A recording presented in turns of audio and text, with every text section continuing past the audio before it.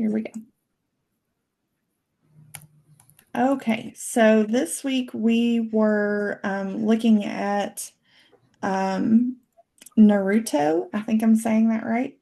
And in Learning Activity 4.1, it says if you were to be Naruto's counselor, how would your treatment plan, the problems to be addressed, the goals for change, the therapeutic approach to be used, the outcome measures, compare with those found in our case illustration?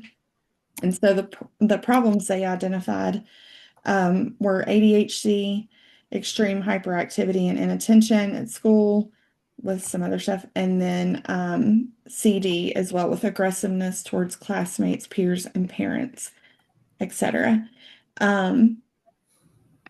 So looking at like goals of change, we looked at the problems just in the goals of change, the therapeutic approach, and the outcome measures. How do we think we would approach this from our standpoint?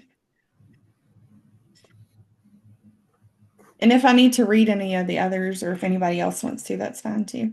I read all the way through the treatment plan that they came up with, and it was super long and super extensive. It's extensive. Yeah.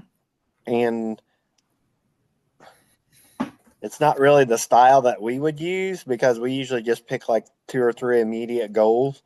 And they're usually the goals that he came up with. One of the things about their treatment plan is it didn't have any input from him in it. And then, like, it was very redundant. I saw like a lot of places where they're objective. I mean, you do want it to overlap, but like, this is where I hate not having the actual book and having the PDF. But um, the other thing I thought was uh, they kind of went into a little bit of why he got diagnosed with conduct disorder instead of oppositional defiance disorder. Did anybody catch in on that? I did, but I can't remember it, Chris. Do you have it there in front of you? I just have my notes on it, but the Okay. main reason they went with conduct disorder is because oppositional defiance is more towards like attitudes and like behaviors, like more of like an antisocial attitude, and his was just more like not necessarily thing. He's more like acting impulsively, not necessarily that he was just like antisocial, I guess you could say. Yeah.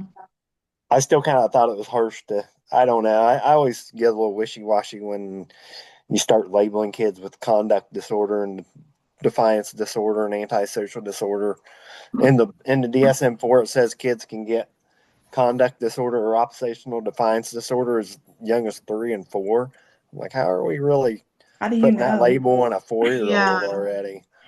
Because for me, like everybody says terrible twos, mine were like terrible threes and fours Mm-hmm. age. So I think that's part of just like, and I thought that too, Chris, going through this. I was thinking like, and my son is diagnosed with ADHD. And but I was reading some of it and I'm like, well, that's just standard kid. And honestly, not to be gender biased, but like standard boy activities.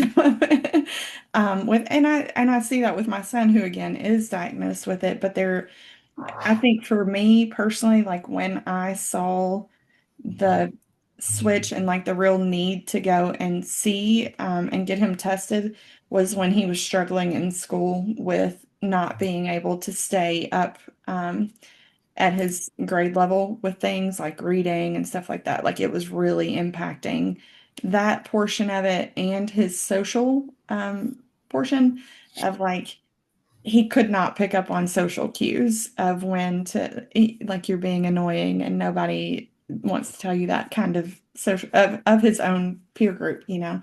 Um, and so that's when it was a little bit more of like, okay, well, this isn't typical kid or boy activity kind of thing.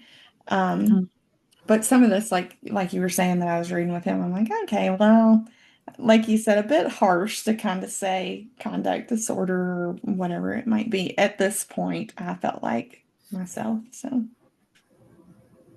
Yeah, I agree. Like my niece, she's 6, and my sister actually just had her second baby, and my niece has been kind of, she was getting in trouble at school, not listening, being defiant, things like that. But I wouldn't necessarily categorize how she's acting with a disorder, but more as just kind of having a hard time dealing with all of the changes that are going on. Mhm. So I definitely think through certain ages, there's a lot of changes going on, and they just don't know how to handle it. They're just so young. Mhm. Well, we say with kids all the time that because kids don't process cognitively information, so like emotions usually come out as behaviors, as in when Hmm. you're an adult, emotions come out in talk and things. Kids just kind of like, oh, I don't really know how I'm feeling, so then it it just comes out in a behavior. We say, but stay on for Naruto for now. I just thought the treatment plan was, I mean, it was really intensive, but it kind of goes opposite of what they're saying. Like, just pick two or three things and keep it kind of simple and go with it. And they had like 10 problems listed or something, I think. Yeah, there's a lot. Um, I don't have the book up right now because I got this in full screen, but Under like ADHD alone, there's like 9 different goals, and then yeah, nine. So like 18 different goals for these two. I And just thought then that was too broad. That was, yeah, and even like I got this. I showed you earlier, but I got this adult treatment psychotherapy treatment planner book, and it's just like a guideline. It gives you like just examples of objectives and examples uh, of like potential problem areas, and you just kind of go through and pick. I mean, for one, for like uh, conduct disorder, it might give you like 50 objectives or something like that, and then you just pick like two or three that kind of meet your case, or pick the problem area. So I don't know. If it was my treatment plan, I would have wanted it a little more narrow than what they. I think they could have combined a lot of those problem areas and for just kind sure. of made it Well, and more streamlined. for my own experience, one of the biggest things for my son is like I think about trying to clean his room. It's overwhelming because there's so much. And I'm like, when you give so much like that, I feel like you're counterproductive to trying to help cope with an ADHD diagnosis is if you're like, okay, well, here's 30 different things that we need to, like you said, like zero in on a couple of them. Like, that's what we're going to So focus. when I go to look at a treatment plan, and I think they've said this, when like, okay, what is the one thing that's causing them the most distress in their life? Mhm. Like, what's the so like maybe for Naruto it'd be like impulse control because it seems like he just like if you could just Outburst. say as the problem, uh, Naruto lacks impulse control, then that just wipes out about six of the other different problems. Because if he got that part down, uh, then he would probably a lot of the other problems be going away too. Yeah.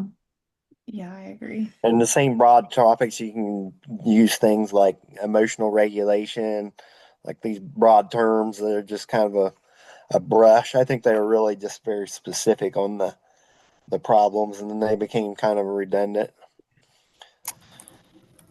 And then we're dealing with an ADHD kid, so like, what's the odds of you reading him all 10 of them problems? He's probably going to hear two of them if He that's the might hear treatment plan you're one. going over with him. Yeah, Yeah. 100% on that. Are there any, do you think you guys would not, um, the interventions, are there any of those, I guess, that you all would say like, nope, I wouldn't do that? Curious. And I do have them up if you guys need me to kind of, Just reading through the interventions, I think I'm the same way. Like, I always think of a treatment plan as like a living document. So let's Mhm. focus on problem one, two, and three, and we'll use like these three interventions. Because if you look at their interventions, they have like 10 of them. Like, well, are you meeting with this kid twice a day? Like, when are you doing all these? Well, and there may be, like you said before, like some redundance with this too. Um, because Well, pieces because of of every problem you write down, you're supposed to have an objective for every problem, then you're supposed to have an intervention for every problem. So they Mhm. got 9 problems, they got to have 9 interventions. Right. Yeah. I was looking at, and so again, from my own personal standpoint, some of this I was like, oh, hey, that might be actually very helpful for me with Charlie, with my son.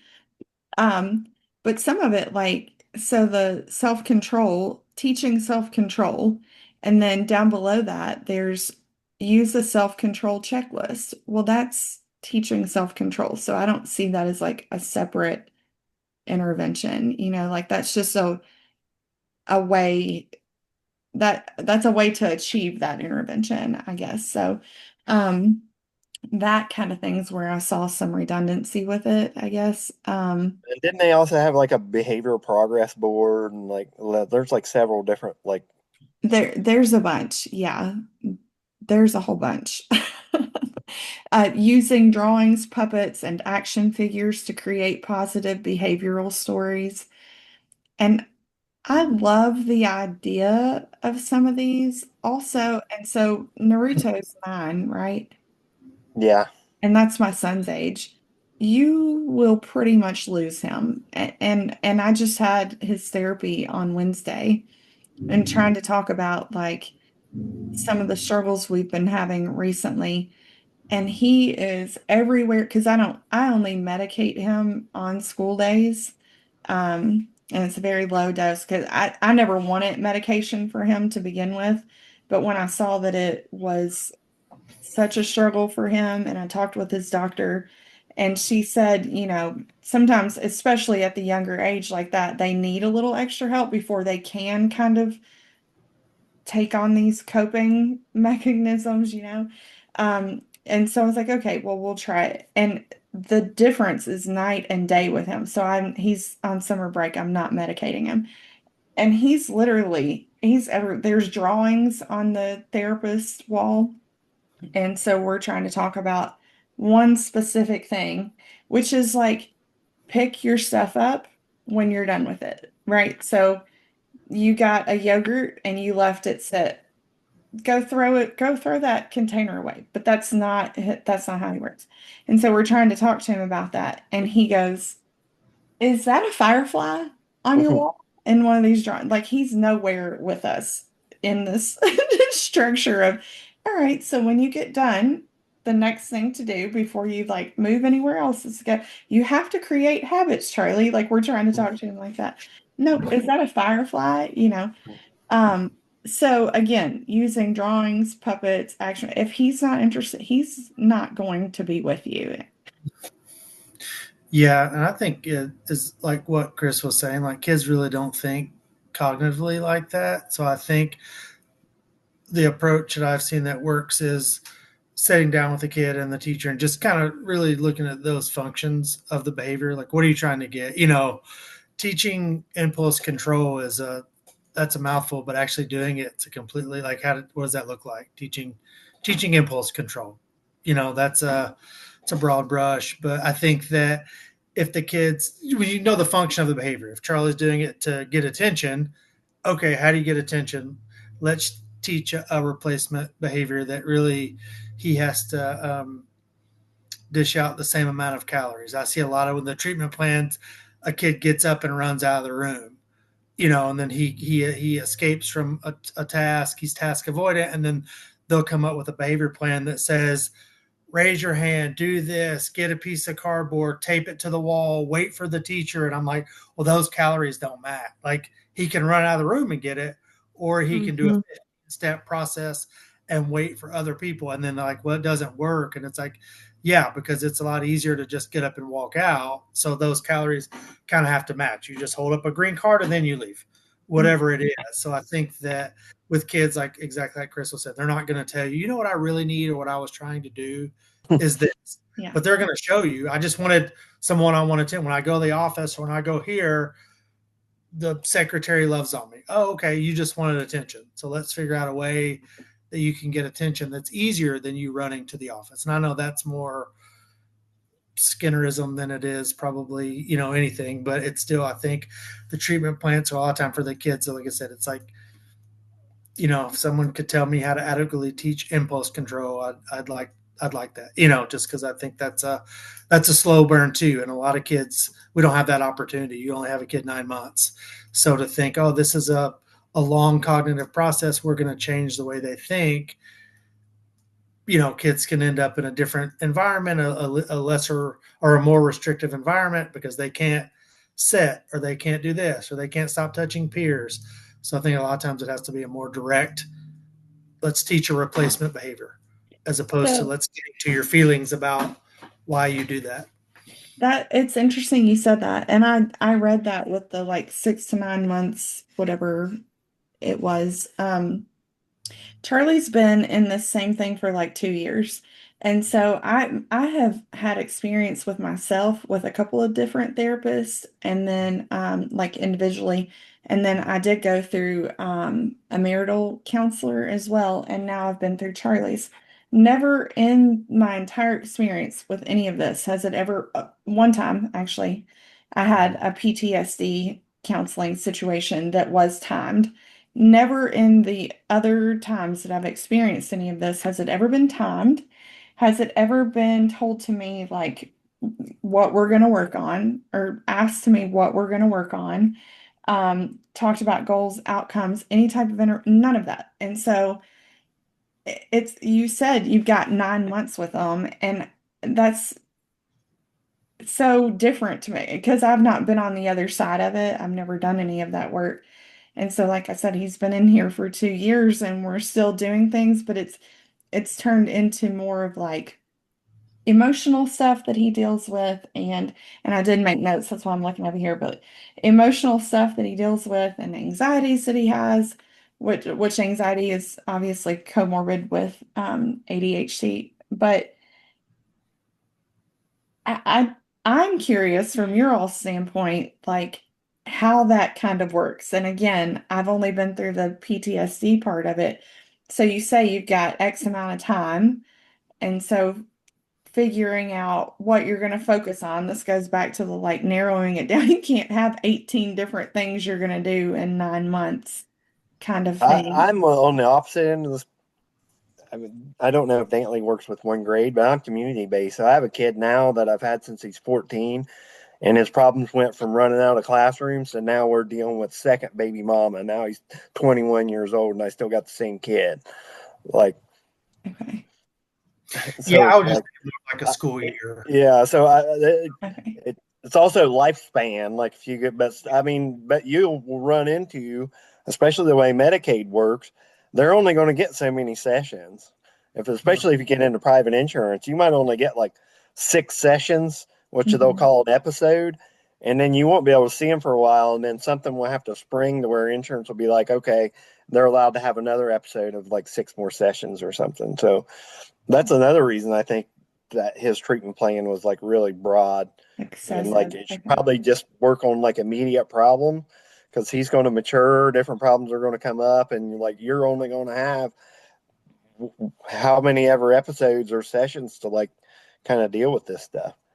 One of the things I struggle with, I wanted to get the group's help on, is when, and this goes into chapter 3, the whole case conceptualization thing. When they start talking about the theoretical inferences, like how they're getting like when they get to like the theory they're going to use for the treatment plan, I'm like, a lot of these theories have not covered and I don't even know what they're talking about. I don't know if you got the theoretical inferences up for Naruto, or anybody can help explain that to me. I would love to. I don't have them up. I don't have them up. But Are you Chris, talking about the theories they use? yes. Yeah, it's like in the case conceptualization where they're going over the different theories and the theories that they're going to apply to the treatment plan. Yeah. Like And I'm like, most of multi-component these theories they're psychosocial throwing out, I've never intelligence. even heard of them. And then there's not like a reference for them. Like, well, how do we pick this theory? Because there's also another big part of it when we do our own case plan for this class, it has that where Fun. you're supposed to put those theories in the case conceptualization part, and I'm like, I don't know what theories we're pulling from. Where are we getting this information? Yeah. Um, have you guys taken a course over theories yet or no? I have. And Yeah, that's just what I'm going with. I also felt like, and I don't know if there's different instructors or anything, and it's been a bit, but I also felt like it was not like some of this. I'm like, well, we didn't cover some of these Yeah. things that I'm seeing. So, Yeah, it, for Naruto, it says multi-component psychosocial intervention approach. Yeah, I see that. Um, says I'm addressing. like, where did they pull this from? What are these? Where's this list of theories that they're looking at? what's the rationale for Yeah. choosing that, I guess, like, Yeah.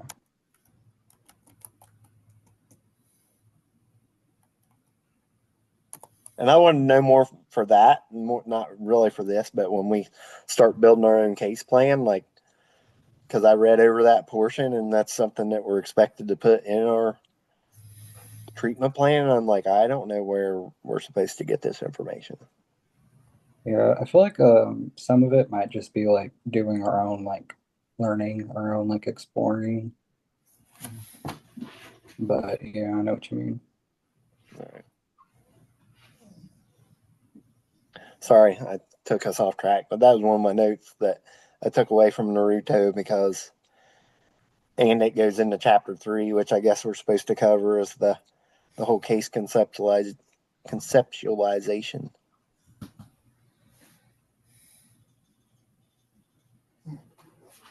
yeah, you didn't really take us off track. I mean, that's a part of it, the intervention used here, and then, like you said, going into chapter 3.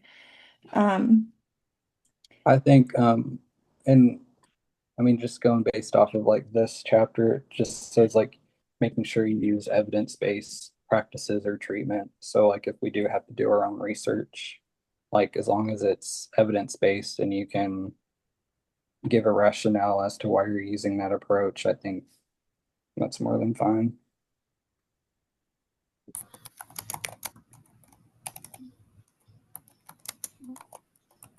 I'll be right back. Sorry.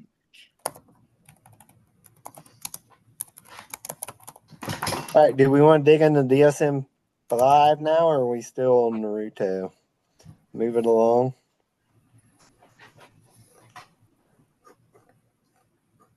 Yeah, I say we could do the DSM. All right, I got lost because I went to our schizophrenia.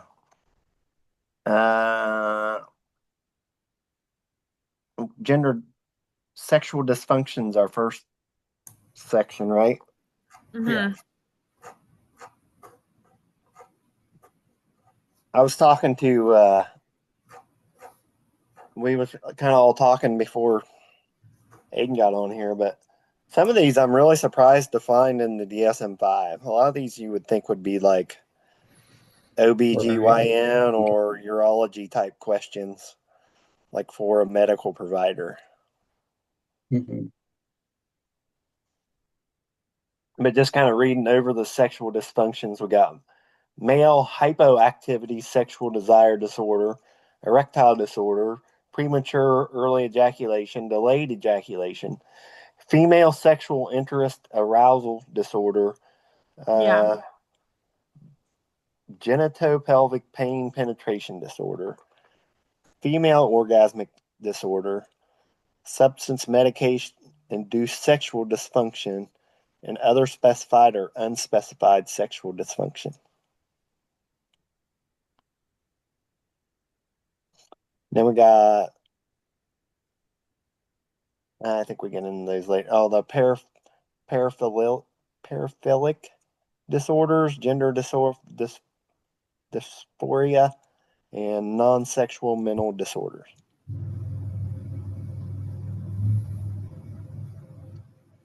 I really felt like most of these are pretty self explanatory. Mm-hmm. I guess my biggest question, like I said, a lot of these, like, and this book happens to give some case studies, but how much of this is like, I think as a clinician, you'd have to be really, I don't know. It's going to be a really thin line whether this is going to be a mental problem or a psychological or a physical problem. Mm-hmm. But Like, I where did do you think it draw that was, line? It's basically, I guess what I would think would be like if they have a mental health disorder that could be causing Contributing. them to have like sexual dysfunctions. Right. Like if So it's like clinically situation, significant. Yeah. What were you yeah, Well, gonna say, Dantley? situation. Like it's not a medical problem. Like I can achieve an erection, but I can't with this person because of something mental. So you might see treatment, but because of that, because it's not a physical problem, it's a mental. And I think a lot of it is the distress that goes with it. Like if I Hmm. can't work because I'm so ashamed of my premature ejaculation, then it becomes a mental health problem versus Yeah. just a physical problem. If it's the how it kind of flows throughout the rest of my life, I think. Yeah. yeah.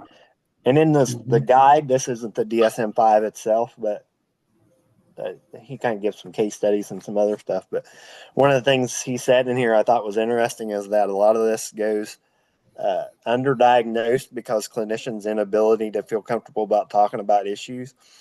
So, like, people want to bring it up, and then, like, the licensed professional counselor or whoever just, well, maybe you need Doesn't to want to see your discuss it. urologist, or like won't explore it because of our own Right.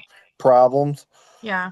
I definitely think that that would be important to explore, especially if you're like maybe if like you're having to do couples therapy or something and they're having issues in the bedroom and you're trying to figure out what's going on. So I definitely feel like that would be important to discuss. well, I do also think similar to what you were saying a while ago, like if there are other aspects happening that are contributing to it or medications like side effects, Hmm. like there's so many different things that can, it's not a clear cut thing, I think. Right. And so I think that does make it more difficult to kind of diagnose in that manner. And Aiden, were you going to say something a while ago too? Sorry, I didn't want to cut you off. No, you're good. It's kind of just things that you guys have hit on as well, but I did think it was interesting. Specify whether generalized or situational. So generalized being like um, not limited to certain types of stimulation situations or partners, or situational meaning it only occurs with certain types of stimulation situations.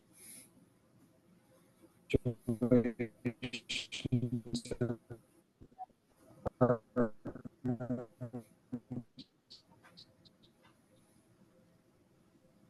Um, I don't know if it's just so me, but I that can't. was Yeah, interesting. he's breaking up. You're breaking up, Aiden. I didn't know if it was just mine. Yeah, I couldn't hear either. Okay. Out of curiosity, though, I did look at my treatment plan cheater book to see like what a treatment plan for somebody with like a sexual dysfunction would look like, and you better be pretty comfortable as a counselor to approach some of these topics. Let me just tell you that. Yeah. I mean, some of it is like, let me see if I can give an example because I still haven't turned the page. My coffee table looks like a psychiatrist threw up on it. Um, this goes into female sexual dysfunction. I don't know why I went to this one, but um, I mean, it can go anywhere from like charting masturbation and sensory sessions. Uh, I mean, there's just like you better be pretty comfortable with where you're at.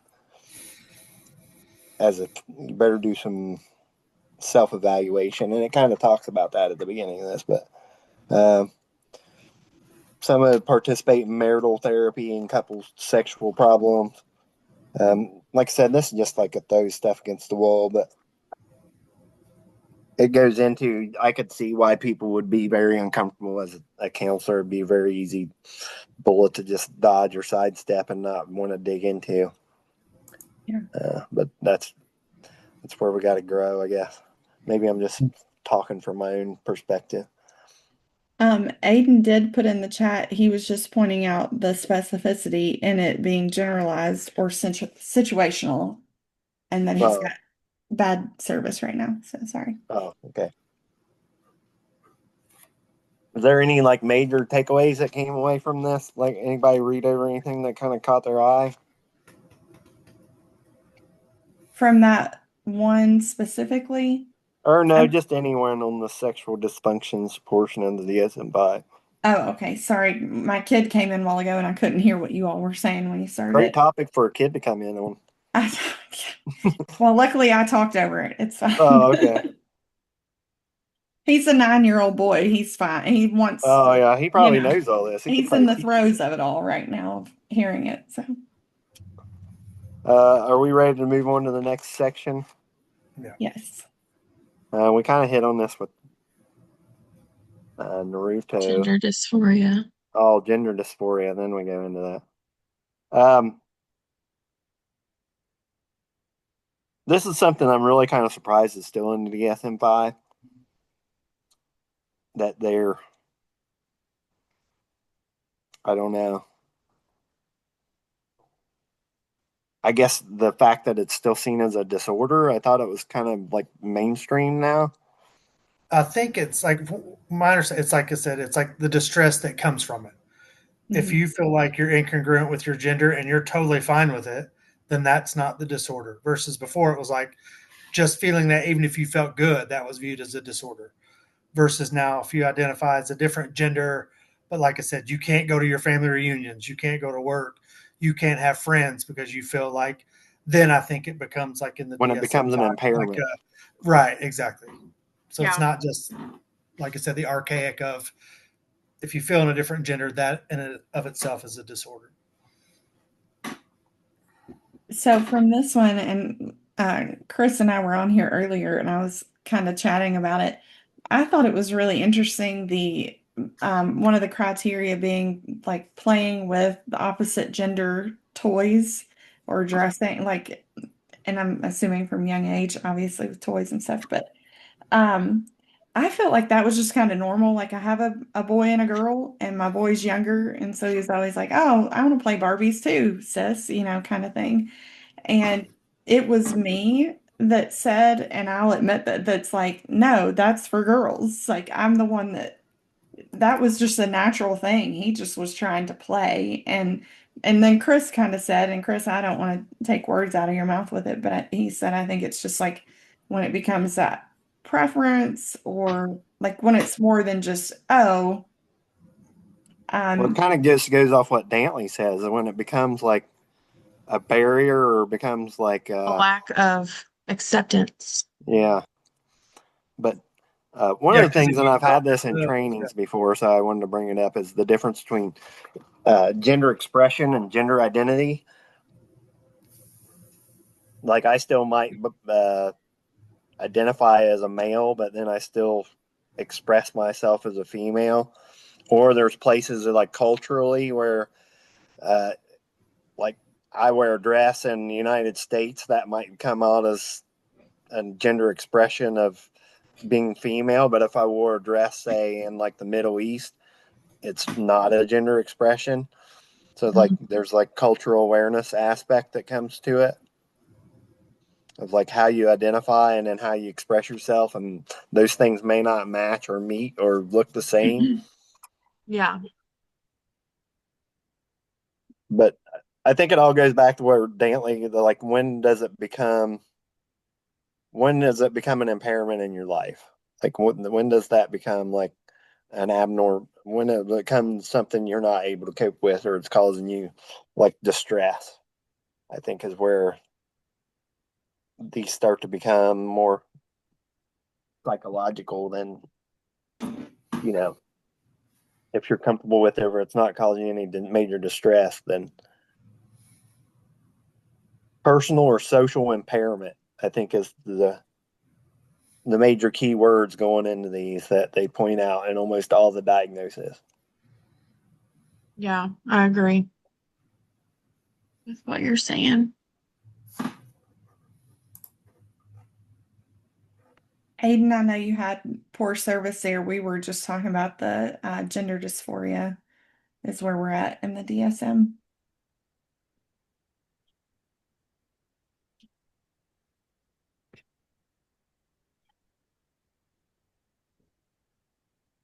Anybody We're have good on anything else? that. We're kind of back to where we were with Naruto, disruptive impulsive control and conduct disorders. Oh, yeah, yeah, yeah. Uh, these are kind of the opposite of the gender dysphoria because a lot of these behaviors will come out very evidently that they're causing an impairment in your life.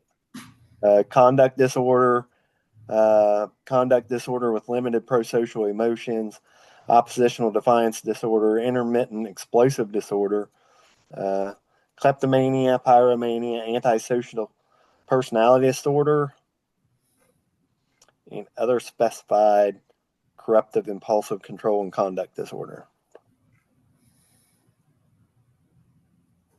Now, antisocial disorder, I thought was the disorder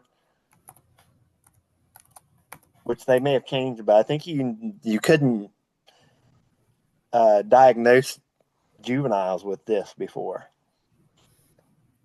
Because even though I worked in like a juvenile correction facility, they would always get the oppositional defiance disorder. And then when Hmm. they turned adult, a lot of times it would then manifest into an antisocial personality disorder. But I don't know if that's the case with the DSM 5. I'm not as familiar. But I think the biggest oppositional defiance disorder and antisocial, I think the biggest underlying thing there is antisocial usually gets into like felony level like behavior and criminal activity. Probably a lot of going in and out of jails, a lot of, you know, I'm no longer just like fighting with peers and getting detention. Now I'm like stealing cars and doing some like pretty Hmm. serious behaviors. Yeah, I see that a lot where I work too. We have a lot of our adolescent kids that will um they kind of start at like a younger age, and as they get older, they've been in and out of juvie and things like that. Yeah, I'd have to dig in the weeds on that on the exact diagnosis, but I think they can get diagnosed with antisocial personality disorder now as a juvenile. As before, I don't know if they could. I Yeah, thought that was like only an adult diagnosis, but they uh, might be. I'm not I sure. don't know. I'm going to. I don't. I have to do that on my own time. I don't want to take Yeah, because everybody else's. that would be interest. That would be nice to know for sure. But I mean, I think we're all going to run into these pretty regularly. And then one of the things I got into is like the differential disorders of like substance abuse. Like how much of your crime is committed to like get a drug or whatnot? Like when is it a Right. substance abuse problem and when is it like truly just like an antisocial problem? Mm-hmm. And I think that's another reason why they have the differential diagnosis in here. And they probably could meet both, and probably a lot of people do meet both.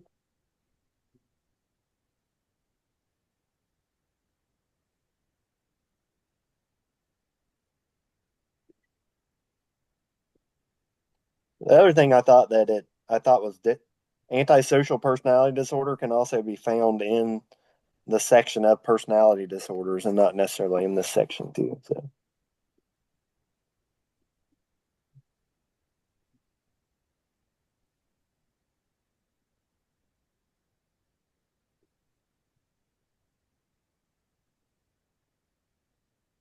Did anybody have anything else on these that you thought stood out or? where are we at on time? I think we've covered everything. Yeah, I think we have too. Was there anything we missed that or anybody didn't get to speak up during that time frame? We are good on time, but anything anybody else wanted to say about these? I'm good. Okay. I mean, most of these are pretty black and white. I don't think there was like a Yeah. lot Yeah. that you. I mean, you Yeah. can read up on them and kind of get a general direction, but usually, as soon as somebody tells you the problem, you're like, well, Right. your problem is pretty much going to state your diagnosis. So I just have to read through the criteria and be like, oh, okay, you meet that. And like we said so many other times, like it's more you're going to know it when you see it. Like, is it causing like problems in your life? And then like, okay, and then you start going through your checklist of things when you're doing your MSE or your assessment and start writing down your, your problem areas and coming up with how it's affecting their life. Then you can start kind of narrowing down the diagnosis and try to come up with stuff. One thing on Naruto that I thought was odd, I'll bring up this last thing. That did you notice they diagnosed him with something like ankle pain?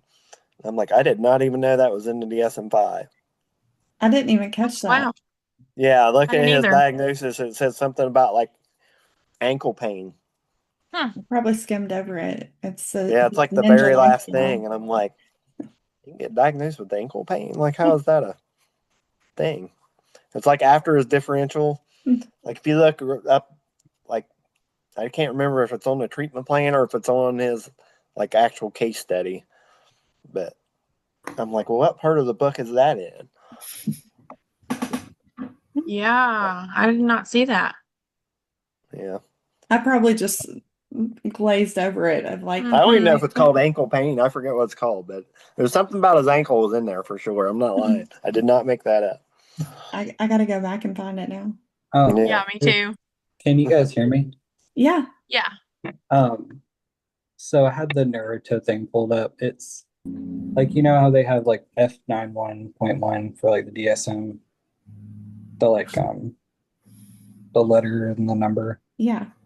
So for the mild ankle sprain, it's S93.40, which is in the ICD-10.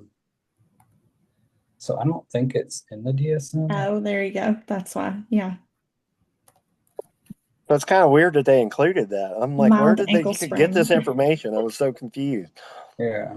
Yeah, that is weird. Thanks for looking that up, Aiden. Now I can sleep tonight. I won't have to. You won't be losing sleep over I lose sleep over Naruto's less ankle things than that, but that sprained would be the ankle. thing that hit me at 2 a.m. Like, I gotta go find that ankle thing so I can get it out of my brain and rest. Okay, well, if everybody's good on this, we will keep our next week's appointment Wednesday at 7, right? And just touch Sounds good base to me. about our paper. It won't need to be, this full thing, but sounds good. Alrighty. Thanks, everybody. Thank Thanks, you. guys. Y'all have a Yeah. good night. You You too. too. Bye. Bye.